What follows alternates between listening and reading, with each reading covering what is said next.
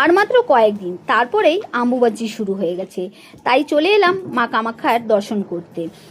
লোককথায় বলা হয় নীলাচল পাহাড়ের উপর মা কামাখ্যার মন্দির নির্মাণ করা খুব সহজ ছিল না।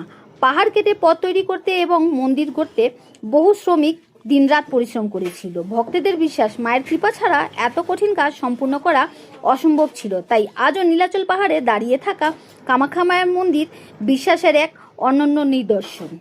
22শে জুন থেকে শুরু হচ্ছে পবিত্র অম্বুবাচী মেলা। নীলাচল পাহাড়ে চলছে জোর কদমে প্রস্তুতি। মা কামাখ্যার কৃপায় সকলের মঙ্গল হোক। এখানে দেখো প্রচণ্ড লাইন। স্লট বুকিং করা সত্ত্বেও কিন্তু বহু লাইনের অতিক্রম করে আমরা অবশেষে মায়ের দর্শন করতে পেরেছি।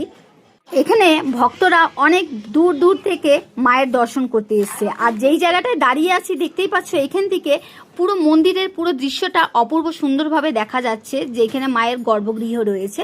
সকলেই একবার আমার এই চ্যানেলের মাধ্যমে মায়ের মন্দির দর্শন করে একবার সকলেই লিখো জয় কামাখ্যা মায়ের জয়। এই তীর্থস্থান একটি সতীপীঠ। স্লট বুকিং করা সত্ত্বেও প্রায় 5.5 ঘন্টা লাইন দিয়েছি। আর 18 তারিখ থেকে এখানে গাড়ি যানবাহন সব বন্ধ হয়ে যাচ্ছে। আজকে লাস্ট ছিল মন্দিরে ওঠার। 22শে জুন থেকে 25শে জুন পর্যন্ত মায়ের মন্দির বন্ধ থাকবে। এই সময় মা কামাখ্যা ঋতুকালে প্রবেশ করেন, তাই এখানে বিরাট উৎসব শুরু হয়ে যাচ্ছে। সকলেই একবার কমেন্ট বক্সে লিখে যাও জয় মা কামাখ্যা মায়ের।